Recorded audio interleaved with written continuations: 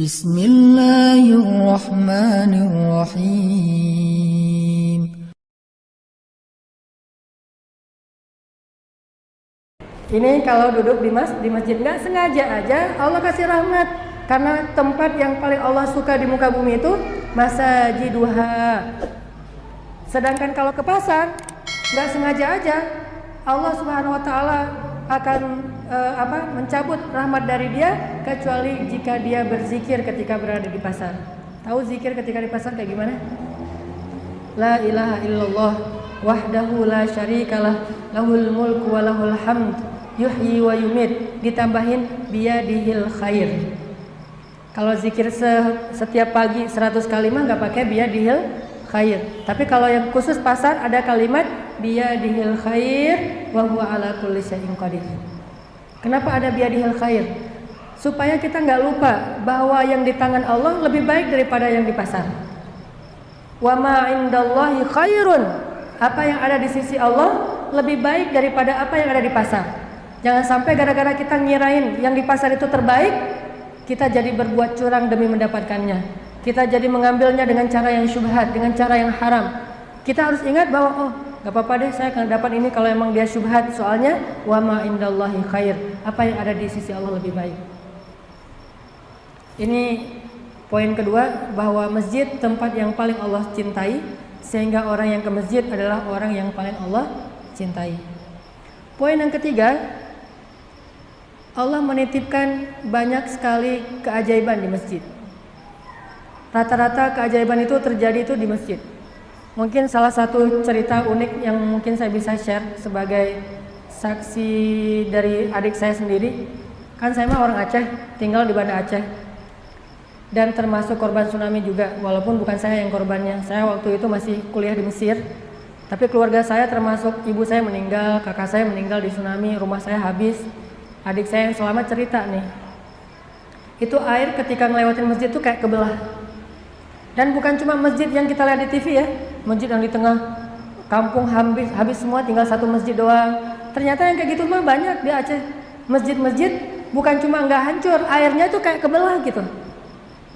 Kalau misalnya rumah bukan cuma airnya kebelah, digulung sama air. Bahkan di perumahan saya itu, mungkin Kemal tahu tuh, di daerah Ajun, di perumahan saya tuh ombaknya tuh baru pecah. Jadi naik, pecahnya itu di rumah saya, di komplek rumah saya. Itu jarak dengan lautnya sekitar 7 kilo. Dan tinggi air kata adik saya sekitar 25 meter sampai 30 meter tingginya air. Tinggi banget tuh airnya. Kalau yang kita lihat di lantai satu rumah yang ada di video itu mah airnya udah surut. Kayak gitu tuh. Tinggal satu lantai rumah, lantai kedua nggak kena. Kalau pas awal-awal naik, itu pohon kelapa tuh tenggelam. Pohon kelapa di Aceh kan tinggi-tinggi. Pohon kelapa pantai soalnya itu tenggelam kata adik saya. Dan suaranya tuh kayak suara letupan-letupan, kayak ada yang nabrak-nabrak dinding pecah gitu. Dari kejauhan mereka kira itu angin. Adik saya lari duluan, kan dia laki-laki, cowok lari duluan. Ibu sama kakak saya ketinggalan di belakang karena perempuan. Pas dia udah lari duluan, dia ingat ibu, balik lagi. Emak ketinggalan, akhirnya dia balik lagi. Harusnya dia mungkin gak akan gulung ombak kalau dia lari duluan, tapi karena ingat emak sama kakak, dia balik lagi. Pas balik udah kelihatan airnya hitam tinggi naik, kayak ada gedung yang datang tinggi banget gitu, sampai kayak menutupi matahari, saking ada kayak ada bayangnya. Karena udah nggak mungkin lagi lari dan airnya cepet banget, akhirnya adik saya, kakak dan ibu tuh pegangan tangan menghadap ke air, jadi kayak film gitu. Dan kata adik saya benar-benar pegangan tangan. Kita pegangan tangan, udah nggak niat lari lagi, udah nggak mungkin lari, udah zikir-zikir. Pas kena air, kegulung kayak blender gitu di dalam air, kerasa gitu. Kelepas tangan ibu dengan kakak, adik saya di tengah kelepas. Pas udah kelepas, udah nggak tahu apa-apa lagi. Tiba-tiba adik saya pingsan, sadar-sadar udah nyangkut di atap rumah orang. Itu yang membuat dia selamat. Tapi punggung dia kebelah, kaki dia ininya habis ke baret gitu dengan seng atau balok atau apa, pokoknya kebelah aja sampai kelihatan tulang. Di sini juga kelihatan tulang, cuma alhamdulillah selamat.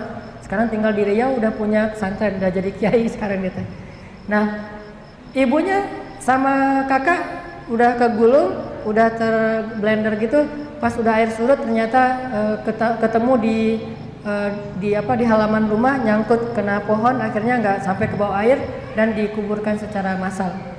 Dia cerita pas kejadian itu, saya punya adik dua-duanya korban tsunami, tapi selama dua-duanya yang satu udah lari duluan, yang gede mah lari nggak balik. Kalau yang kecil lari balik lagi nih, yang gede lari aja, lari sampai ke masjid. Kata dia, saya heran melihat ketika saya lihat di masjid, airnya tuh sampai di masjid tuh nggak masuk ke masjid, ngebelah gitu airnya tuh. Allah kasih mujizat, sehingga beberapa masjid memang benar-benar seolah-olah nggak kena tsunami sama sekali, padahal bangunan di sekelilingnya tuh habis semuanya. Bayangin kekuatan air bisa bawa kapal PLN nih, yang berat banget itu berapa ribu ton, berapa juta ton tuh sampai ke tengah kota. Setelah sampai di tengah kota nggak bisa dibalikin lagi ke laut. Cuma ombak yang bisa bawa, nggak ada teknologi yang bisa membawa balik kapal itu ke laut sehingga jadi museum tsunami. Nggak ada yang sanggup. Dan di bawahnya itu rumah-rumah penduduk udah kelindes sama kapal PLN yang gede banget. Dan ketika saya pulang ke Aceh, saya ngelihat kapal PLN-nya satu masjid ini dengan halamannya tuh kapal doang, malah lebih gede lagi itu di tengah kota. Kekuatan air kayak gitu, tapi bisa bikin masjid yang terbuat dari, kan di sana mah banyak masjid yang terbuat dari papan, ini tuh masih berdiri utuh loh. Ini keajaiban Allah SWT. Rumah habis, tempat-tempat ibadah yang lain habis, cuma rumah Allah Subhanahu Wa Taala yang berdiri kokoh, seolah-olah tidak disentuh oleh air sama sekali, ngebelah airnya. Ini artinya ada keajaiban di masjid. Sehingga siapapun yang menginginkan keajaiban dalam hidupnya, datanglah ke rumah keajaiban. Rumah Allah Subhanahu Wa Taala itu masjid. Makin kita sering ke masjid, makin banyak keajaiban terjadi dalam hidup kita. Ada masalah ke masjid, tinggal di mihrab masjid, nggak mau mendatangi istrinya. Beberapa belas malam, hampir 1 bulan nggak datang ke rumah istri-istrinya. Sampai akhirnya istri-istrinya khawatir, ini kita diceraikan apa enggak ya, kok Nabi nggak pernah mau datang ke kita lagi. Kita samperin nggak mau ngomong, diam aja Nabi mah di mihrab masjid. Ini keajaiban terjadi di rumah tangga Nabi gara-gara ke masjid. Akhirnya istri-istri Nabi termasuk Aisyah penasaran dan khawatir, jangan-jangan Nabi sudah menceraikan kita. Maka mereka pun mengutus Abu Bakar As-Siddiq. Ya Abu Bakar, pergilah ke Rasulullah, bujuklah Rasulullah, tanya ke Rasulullah apakah Rasulullah sudah menceraikan kami. Kalau tidak, datanglah ke rumah kami minta maaf. Akhirnya Abu Bakar datang ke Rasulullah. Rasulullah lagi berzikir di mihrab. Abu Bakar datang, ya Rasulullah, itu istri-istrinya lagi pada khawatir. Gimana tuh ya Rasul? Kata Abu Bakar. Rasulullah diam aja, nggak mau ngajak ngomong Abu Bakar, diam aja. Akhirnya Abu Bakar balik lagi ke rumah istrinya, ke rumah anaknya istri Rasulullah itu Aisyah. Gimana ayah? Nggak ada jawaban dari Rasulullah. Makin khawatir, Abu Bakar aja nggak bisa ngebujuk Rasul. Sampai berkali-kali datang nggak berhasil. Akhirnya pakai Umar, ngelobi Umar, Hafsah yang datang, anaknya Umar. Ayah, bujukin Rasul dong. Umar kan marah kan? Kalian sih bikin masalah aja, bikin Rasulullah kecewa. Kalau Allah mau, Allah akan menggantikan untuk dia istri yang lebih baik daripada kalian. Turun tuh ayat surat At-Tahrim. Kalau kalian tidak bertaubat, Allah akan menggantikan untuk dia istri yang lebih baik, soleha, perawan, kan gitu ya. Persis kayak kata-kata Umar. Akhirnya Umar datang ke Rasulullah. Ya Rasulullah, bagaimana dengan istri-istrimu? Apakah engkau menceraikan mereka? Kenapa engkau tidak pulang ya Rasulullah? Rasulullah diam aja. Akhirnya Umar balik lagi ke rumah anaknya, marah-marah lagi, balik lagi ke sini. Ya Rasulullah gimana tuh? Baru kemudian Rasulullah membuka matanya dan memandang kepada Umar dan mengatakan, tidak wahai Umar, aku tidak menceraikan mereka. Langsung Umar takbir, Allahu Akbar gitu. Pas Umar takbir, kedengaran ke rumah istri-istri Nabi, mereka paham. Umar tidak bertakbir kecuali gembira. Baru mereka mengatakan, Alhamdulillah, berarti Rasulullah belum menceraikan kita. Buktinya apa? Takbirnya Umar bin Khattab yang keras banget, Allahu Akbar, ternyata belum diceraikan. Akhirnya Umar balik lagi ke istri-istri Nabi dan menasihati mereka. Setelah beberapa belas malam baru Nabi kemudian mendatangi istri-istrinya, itu pun setelah turun ayat Al-Quran. Ini menunjukkan kalau ada masalah rumah tangga, ke masjid deh. Jadi kalau lihat ada yang lagi itikaf di masjid, biasanya lagi ada masalah di rumah. Kenapa ini Ganjar di masjid aja? Lagi ada masalah. Saya kadang-kadang suka dicurigai sama teman-teman di Al-Latif. Ustadz, biasanya nggak langsung itikaf habis talim, lagi ada masalah ya. Wah, ketahuan. Saya kalau lagi ada masalah itikaf di masjid, ketahuan sama orang-orang gara-gara materi ini nih. Soalnya kalau lagi ada masalah ke masjid. Dan saya ngebuktiin tuh kalau lagi ada masalah dengan pasangan, dan saya yakin tidak ada rumah tangga yang nggak pernah cekcok. Pasti ada. Jangankan rumah tangga kita orang biasa aja, rumah tangga Nabi soleh, istrinya soleha aja bisa berbeda pendapat. Itu wajar, hal yang wajar, bukan aib. Nabi aja yang lebih soleh dari kita dan istrinya lebih soleha dari istri kita, tetap aja ada masalah rumah tangga. apalagi kita yang tidak sesoleh Nabi dan istri kita tidak sesoleh istri Nabi. Jadi wajar banget ada masalah rumah tangga. Dan saya ngerasain kalau lagi ada masalah dengan pasangan saya ke masjid tuh. Ada masalah, wah nggak nyaman, langsung wudu ke masjid, sholat sunnah 2 rakaat. Apalagi kalau pas lagi nggak nyaman, pas azan, udah ke masjid gitu. Lagi ada masalah, Allahu Akbar, Allahu Akbar. Oh iya ya, emang nih harus ke masjid nih. Datang ke masjid. Pas udah ke masjid doa, Rabbana atina min ladunka rahmah wa hayyi' lana min amrina rasyada waj'al lana min kulli dhiqin makhraja wa min kulli hammin faraja wa min kulli usri yusra. Masalahnya nggak bisa baca doanya, Ustaz. Hafal dulu doanya. Nanti begitu ke masjid, sholat sunnah 2 rakaat, sujud terakhir baca tuh doa. Apa arti doa itu? Ya Allah, beri kami jalan keluar dari kesempitan, beri kami kelapangan dari kesempitan, jalan keluar dari kebuntuan dan kemudahan dari kesulitan. Itu doa-doa yang luar biasa. Setengahnya diambil dari surat Al-Kahfi, setengah lagi ditulis oleh para ulama. Rabbana atina min ladunka rahmah wa hayyi' lana min amrina rasyada waj'al lana min kulli dhiqin makhraja wa min kulli hammin faraja wa min kulli usri yusra. Biasanya saya pulang ke rumah ada aja cara untuk bisa nyaman lagi dengan pasangan. Ada aja. Bisa caranya kedatangan tamu. Jadi tadi ke masjid doa sama Allah, ya Allah, saya emang nggak mau gini-gini amat sama pasangan, saya pengen yang nyaman lagi, ketawa-ketawa lagi. Soalnya kalau kayak gini mah saya nanti disuruh tidur di sofa, Allah, kan gitu ya, curhat sama Allah gitu. Atau nanti nggak ada yang buatin kopi lagi, ya Allah, kalau bisa pulang dari masjid saya mau udah nyaman lagi dengan istri saya. Doa. Pulang dari masjid tiba-tiba ada tamu. Tamunya ngajak ngobrol. Namanya ada tamu kan kita jadi ikut ngobrol tuh. Karena udah terlanjur ngobrol, pas tamu pulang udah biasa lagi. Ada cara kayak gitu. Atau bisa juga caranya anak nih. Tiba-tiba anak ngelihat ayah ibunya diam-diaman. Dia manggil saya Baba, manggil istri saya Umi. Baba lagi marahan ya sama Umi ya, diledekin, akhirnya digojol-gojolkin gitu. Udah gara-gara diledekin sama anak kita ketawa lagi. Atau anak caper ngajak main bareng, Baba sini main bareng. Kayak misalnya Yahya 2 tahun, caper ngajak main ayah dan ibunya. Akhirnya gara-gara main bareng sama anak jadi santai lagi. Atau anak ngajak keluar, udah lama nih nggak jalan bareng, udah lama nih nggak nonton misalnya. Ada film kartun bagus tuh untuk anak-anak. Dia juga mantengin. Wah ada Baba nih, ada film kartun bagus nih. Kalau film kartun kan boleh kan kata Baba juga kan, nggak ada yang jorok-joroknya. Ya udah ayo nonton. Pulang udah santai lagi. Selalu ada cara dari Allah. Yang penting datang dulu ke Allah deh. Ada masalah dikit datang ke masjid. Bahkan termasuk kalau kita ada masalah pengen cepat diberikan jodoh, masjid tempatnya. Bukan cari jodoh di masjid ya, bukan ngecengin, oh ada talim nih, lihat ke belakang deh, pura-pura pegal gitu, pegalnya ke belakang gitu. Kalau kayak gitu nggak akan dapat, soalnya ngelihatnya sekilas, dia harus lama ngepoin gitu ya. Nah, gimana caranya datang ke masjid dapat jodoh? Ya kayak cerita sahabat Nabi, mungkin bagi yang pernah dengar ceramah saya yang sebelumnya, ada kisah Julaibib namanya. Ada seorang sahabat Nabi namanya Julaibib. Julaibib ini sahabat Nabi yang budak miskin dan fisiknya biasa banget. Kan kita nggak boleh bilang sahabat Nabi jelek ya. Tapi biasa banget. Nggak ada yang menarik dari Julaibib. Nggak punya harta, nasabnya biasa, fisiknya juga biasa. Setiap kali dia datang ngelamar cewek, itu ditolak sebelum ngelamar. Udah nggak usah, udah tahu ya, balik lagi. Belum ngelamar juga udah ditolak. Kayak mau nge-follow Instagram, udah di-block duluan, nggak bisa masuk gitu. Saking nggak ada yang mau sama Julaibib, nggak ada cewek yang mau jadi jadi istri Julaibib, nggak ada bapak yang mau jadi mertuanya Julaibib, bahkan budak aja nolak, apalagi orang merdeka coba. Akhirnya karena berkali-kali ditolak, Julaibib sedih, balik ke masjid, duduk aja di masjid ngelamunin, kok nasib saya gini amat ya, orang semuanya punya pasangan, kalau lagi malam mingguan jalan berdua, saya mah sendiri aja misalnya ya. Ini jadi nelangsa gitu. Baper sendiri. Tiba-tiba Nabi datang di sebelah Julaibib terus bilang, Julaibib ada apa? Kata Julaibib, ya Rasulullah, nggak ada tuh cewek yang mau saya jadiin istri. Tapi nggak apa-apa deh.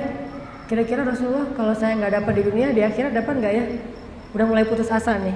Kalau nggak dapat di dunia, dapat nggak di akhirat? Jadi kalau ada teman ngomong kayak gitu tuh ciri-ciri udah putus asa. Udah sering ditolak kali ya. Ya udah deh, saya mah nikahnya di surga aja. Itu mah bahasa-bahasa putus asa. Julaibib udah mulai putus asa. Kira-kira kalau nggak dapat di dunia, di akhirat dapat nggak ya Rasul? Kata Rasulullah, tenang aja Julaibib, kamu akan Allah berikan istri di dunia dan di akhirat. Yang cantik, yang solehah, yang kaya, yang baik di dunia dan di akhirat. Julaibib kaget. Rasulullah bercanda, tapi dia serius. Rasulullah bercanda pengen penegasan aja. Rasulullah bercanda, beneran kata Rasulullah. Gimana ceritanya? Kaifa dzalik ya Rasulullah? Gimana ceritanya ya Rasulullah? Kata Rasulullah, coba kamu pergi ke kepala suku Fulan bin Fulan. Bilang ke dia, Rasulullah melamar anak kalian, putri kalian untuk nikah sama saya, sama Julaibib. Datang Julaibib. Beneran nih Rasulullah, beneran. Pakai nama saya deh, pakai nama sakti nih Rasulullah. Assalamualaikum. Waalaikumsalam. Julaibib, pembantu Rasulullah. Mangga masuk. Apa yang bisa kami bantu untuk Rasulullah? Nggak ada titipan salam dari Rasulullah. Oh ya, alaika wa alaihissalam. Ada apa Julaibib? Kata Julaibib, ini malu-malu mau ngomong gimana ya, saya susah mau ngomongnya, gitu. Malu-malu gitu kan. Akhirnya Julaibib bilang, udah nggak usah malu-malu, udah kayak orang lain aja, ngomong aja. Julaibib, ada apa tuh? Julaibib bilang, Pak, ini ada titipan dari Rasulullah. Titipan apa? Rasulullah ingin melamar anak bapak. Oh gitu? Untuk saya. Kalimat untuk sayanya nih yang bahaya nih. Kalau untuk Rasulullah mah siapa sih yang nggak mau jadi mertua Rasul kan? Rasulullah pengen melamar putri bapak.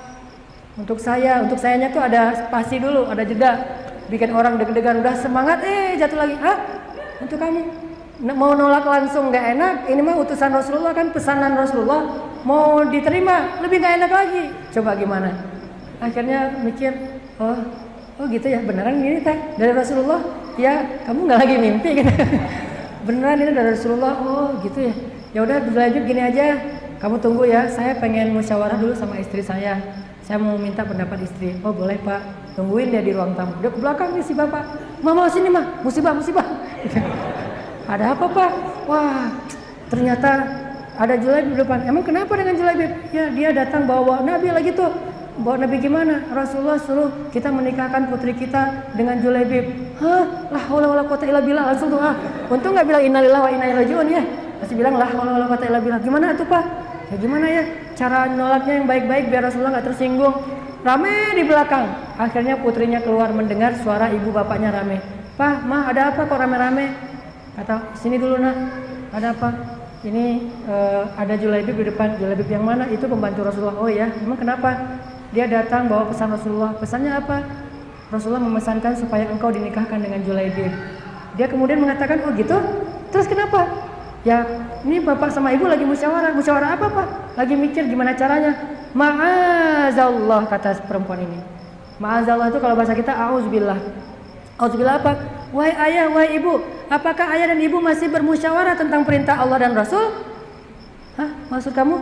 Kenapa kita masih menunda-nunda untuk memberi jawaban ya? Padahal ini perintah Allah dan Rasul. Masih mikir? Bukankah kalau Allah dan Rasul sudah memerintahkan kita bilang sami'na wa ata'na? Julaibib. Walaupun Julaibib. Ini Julaibib bukan Rasulullah. Kamu salah dengar kali. Julaibib ini teh. Sami'na wa ata'na, walaupun Julaibib, wahai ayah, wahai ibu, nggak boleh kita membantah perintah Allah dan Rasul. Jadi kamu terima. Dan mudah-mudahan Allah berikan kebaikan di dalam urusan ini. Coba, kurang soleha apa coba? Budak aja nggak mau nikah sama dia. Sekarang cewek cantik, berpendidikan, orang kaya, kepala suku, menerima dengan sami'na wa ata'na.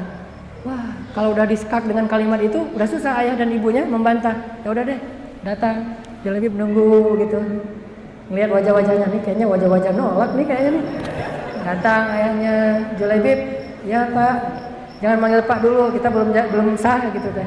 Oh ya, Atuh manggil apa? Udah, Julaibib, kita udah musyawarah di belakang, udah ada keputusannya. Oh ya, gimana keputusannya?